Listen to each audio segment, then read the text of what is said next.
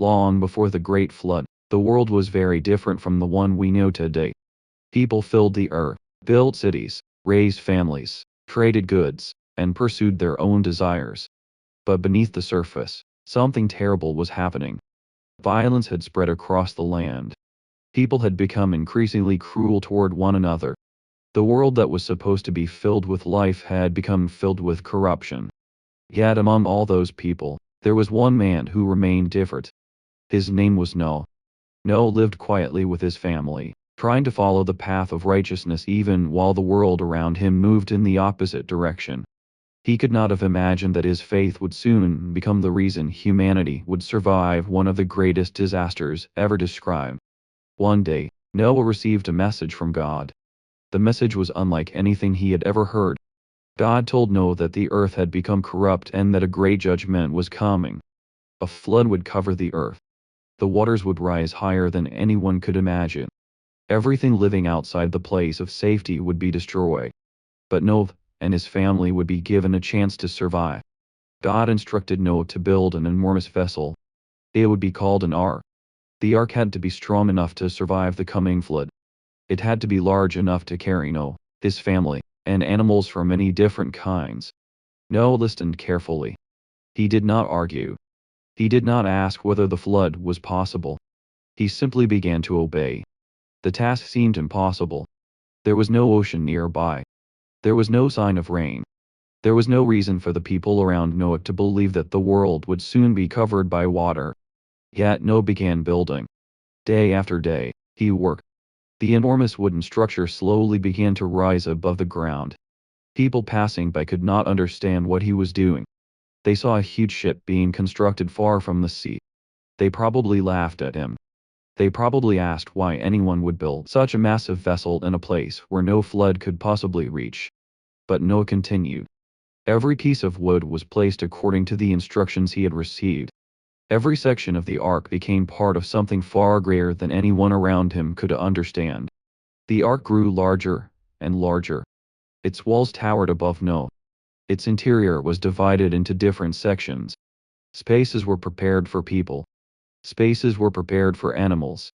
Food and supplies were gathered. Noah knew that surviving the coming disaster would require preparation. He could not wait until the rain began. He had to prepare before anyone else believed there was danger. Years passed. The ark stood as a strange monument in the middle of the land. Still, the world continued as if nothing was wrong. People continued their daily lives. Families continued to grow. Markets remained busy. Celebrations continued. Nobody expected the sky to become the beginning of a catastrophe. But Noah continued to believe. Then something extraordinary began to happen. Animals started arriving. Pairs of animals came toward the ark. Creatures that normally would never have approached one another appeared near Noah's enormous vessel. Birds flew toward it. Animals walked toward it. Different species entered the ark according to their kinds. Noah and his family guided them inside. The sight must have been impossible to explain. Imagine standing outside that enormous structure and watching animals from across the land entering one after another. For Noah, this was confirmation. The warning was real. The flood was coming. The final preparations were made. Food was stored. The animals were secured. Noah entered the ark with his wife, his sons, and their wives. Then the door was closed. Outside, the world remained unaware of what was about to happen. The first drops of rain began to fall. At first, the rain may have seemed ordinary. A few drops. Then more. The people outside probably continued with their lives. But the rain did not stop. It became heavier. The sky darkened. Water began pouring down with terrifying force. Rain covered the land. Rivers began rising. Streams overflowed. Low areas disappeared beneath the water. People began realizing that something was wrong. The storm became stronger. The rain continued day after day. Water rose higher and higher. People who had once laughed at Noah began searching for safety. The world outside the ark transformed into chaos. People climbed toward higher ground. Families desperately searched for places where the rising water could not reach them. But the water continued to rise. The same ark that had once looked ridiculous now became the only place of safety. Outside, the flood became unstoppable. Inside the ark, Noah and his family heard the enormous sound of water striking the wooden walls. The ark began to move. For the first time, the massive structure that Noah had spent years building was no longer sitting on the ground. It was floating. The flood had lifted it. The world outside was disappearing beneath the water. Mountains and valleys were swallowed by the rising flood. Trees disappeared. Buildings disappeared. The landscape Noah had known was transformed into an endless sea. Inside the ark, there was fear. The family did not know where the waters would carry them. They could hear the storm. They could feel the movement of the vessel. But they trusted the promise that they would survive. The rain continued. The waters continued to rise. The ark floated above a world that had become almost impossible to recognize. There was no road anymore. There was no city. There was no familiar landscape. There was only water stretching toward the horizon. Inside the ark, Noah had another responsibility. He had to care for the animals. Food had to be distributed. Water had to be provided. The animals had to be protected. The family had to remain together. The storm outside could not be controlled. But inside the ark, they could continue doing what they had been commanded to do. Eventually, the rain stopped. For the first time in many days, silence returned. But the danger was not over. The earth was still covered by water. Noah looked outside and saw an endless ocean. There was nowhere to walk. There was nowhere to return. The ark continued drifting. Days passed. Then more days. The family waited.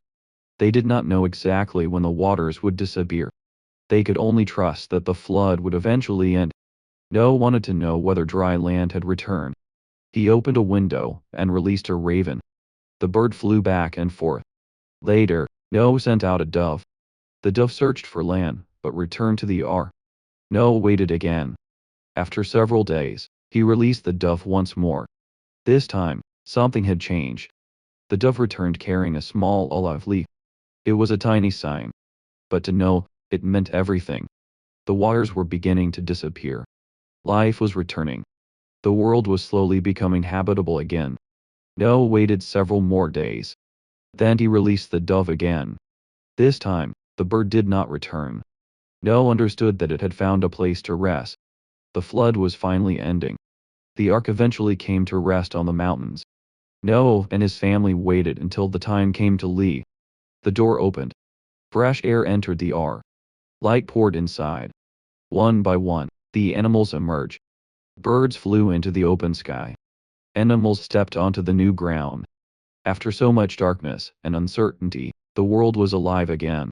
Noah stepped outside with his family. The landscape had changed. The old world was gone. But a new beginning stood before them.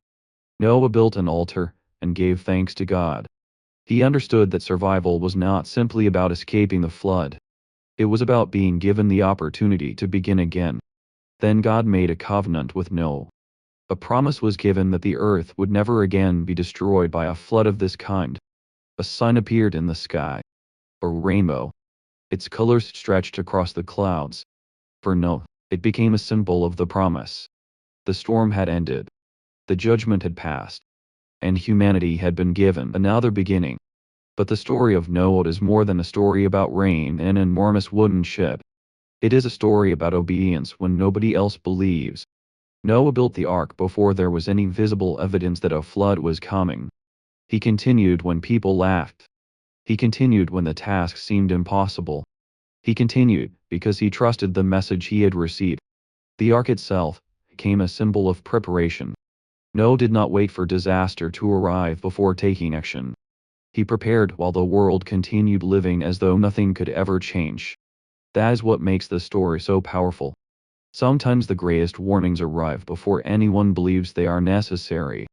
Sometimes faith means continuing to do what is right even when the entire world is moving in another direction. The flood also represents the destructive power of corruption.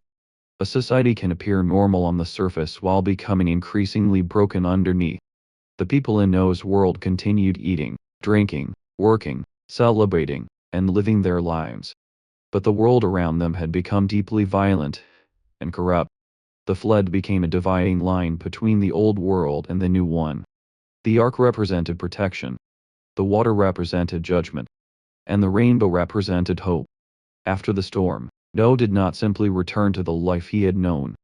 There was no old world waiting for him. He had to begin again.